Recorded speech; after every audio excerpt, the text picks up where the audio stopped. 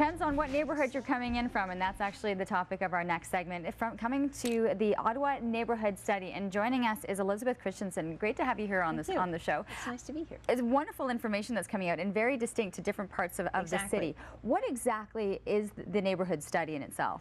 Well, that's a really good question. The neighborhood study started in 2005 with the idea of understanding how where we live influences our health and well-being. But it's grown into more than that. It's about knowledge. It's about understanding how different neighborhoods differ and how we can use that knowledge to make change, for positive change in our neighborhoods. It is really remarkable to see the topics, the way that you've broken down the study. And so I want to hit on a couple of things. And the first thing I want to talk about is it's called the EDI, Early Development Instrument. That's right. What is that? The Early Development Instrument measures readiness for school in 5 different areas: mental, social, physical, language, and behavior. And if a child is low on one or more of those domains, then he might have difficulty he might end up falling behind his peers in school, or he might have difficulty in later grades.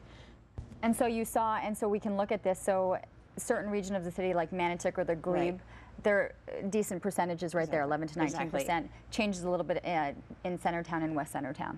Yes, well, what is interesting is children are doing fairly well, as you would expect in the higher income neighborhoods. But in the lower income neighborhoods, they're not faring so well.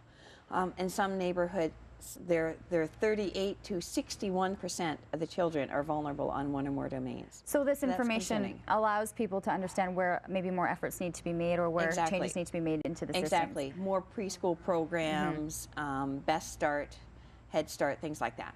One thing I'm definitely seeing in the second subject is that children and the suburbs. Considering that I'm in New Barhaven, I'm really seeing, I know exactly what's going on here. So that's really looking at the age demographics as well in there, and just the type of population that's moving in. That's right. So you can see it right there. Yeah, so what's interesting is in places like you live, like Barhaven, New Barhaven, Riverside South, you know how rapidly they're growing, and you also have probably observed that there's a huge percentage of families with young children. And in those suburbs, 9 to 10% of the residents are actually children aged 0 to 9, whereas in the inner core, places like Lower Town, Centertown, there's only 1 to 3% of the residents are young children. So that helps with programs and seeing what kind of services are needed. Walkability, perceived safety from traffic. This was another one that's in there. Okay, we've measured walkability. Actually, we sent 2 students out to all the neighborhoods in the inner and core and in the suburbs. And one of the things we looked at was perceived safety from traffic. And there's quite a difference, as you would expect, between neighborhoods. Bells Corners East, Lower Town, Billings Bridge are not doing well in terms of safety from traffic. There's a lot of traffic noise. Whereas in Rockcliffe, Manor Park, Playfair, the safety from traffic is fairly high. There's far less traffic, far less noise. And that's actually done with people actually going through and doing these routes. And doing observations too. So the observations are very reliable.